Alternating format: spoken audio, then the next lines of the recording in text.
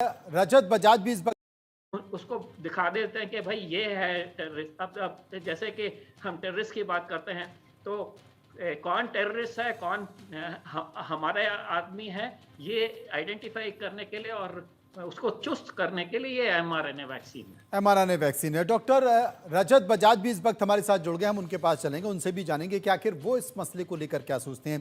Cancer एक ऐसी बीमारी है कि अगर आपको हो जाए, सही समय पर पता चल जाए तो उसका इलाज है, उसका ट्रीटमेंट है, लेकिन अगर समय ज़्यादा हो जाए तो फिर ये जानलेवा हो जाती है और एक बड़ी संख्या है तमाम देशों में। हर साल कई सारे मरीज़ कैंसर के मारे जाते हैं, लेकिन अब जो एक नया संकेत निकल कर आया है, एक नई खबर, एक अच्छी खबर इसे कह सकते हैं कि कैंसर को लेकर रशिया में वैक्सीन बना ली गई है। आप क्या कहेंगे इसको लेकर डॉक्टर रजत? जी इस न्यूज़ के द्वारा हम ऑन्कोलॉजिस्ट्स में भी एक नई ऊर्जा आई है हम्म। और मैं इस न्यूज़ का स्वागत करता हूँ और मैं उन वैज्ञानिकों का आभार व्यक्त करता हूँ जिन्होंने ये सोचा कि इस वैक्सीन को बनाया जाए। हम्म। बट कुछ बातें ज़रूरी हैं जो समझनी है, जो बाकी पैनलिस्ट्स ने भी बोली कि ये वैक्सीन का नाम वैक्सीन ज़रूर दिया जा रहा है बट ये एक इलाज की पद्धति है। हम्म। ये वैक्सीन वो वैक्सीन नहीं है जिससे हम इस बीमारी का बचाव कर सकें। तो हम्म। ये आवाम को समझना ज़रूरी है। दूसरी चीज़ ये है कि एक एमआरएनए बेस्ड वैक्सीन एक पर्सनलाइज़्ड ऑन्कोलॉजिकल ट्रीटमेंट के आधार पे बनाई गई है रूस के हम्म। द्वारा। अमेरिका में भी ऐसी वैक्सीन का शोध किया गया 4 से 5 महीने पहले एक ब्रेन ट्यूमर के लिए और उसके अंदर कुछ 4 से 5 पेशेंट्स के अंदर अच्छे रिजल्ट्स मिले। ये प्री क्लिनिकल स्टडीज़ में अभी पाया गया है कि इस वैक्सीन के जो रिजल्ट्स हैं वो अच्छे हैं।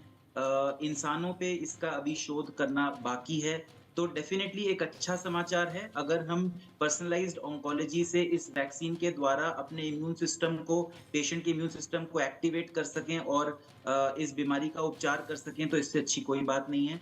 और अगर ह्यूमन ट्रायल्स के अंदर इसका एक अच्छा डेवलपमेंट होता है, तो वो दिन दूर नहीं है अगर हम देखें कि कैंसर का पूर्ण तरीके से इलाज हमें मिल सकेगा। वैक्सीन बनाने की बात तो रशिया ने की है, रूस ने की है, लेकिन क्या आपको लगता है कि इसका कोई ह्यूमन ट्रायल नहीं हुआ होगा या वो कर चुके होंगे तभी इस तरह की घोषणा की गई है?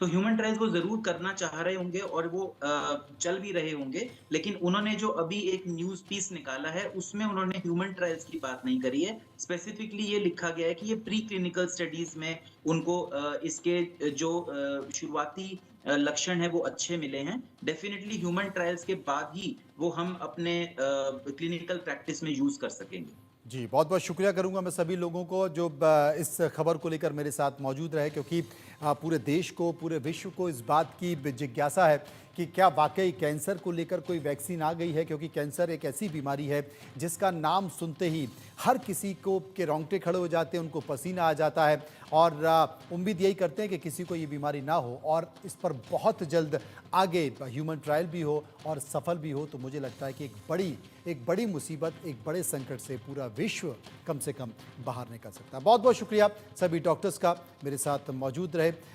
तमाम संकेतों के बीच एक अच्छी खबर थी, इसलिए हम आपके लिए ये खबर लेकर आए, हम लोगों के बीच गए, हमने सर्वे भी कराया।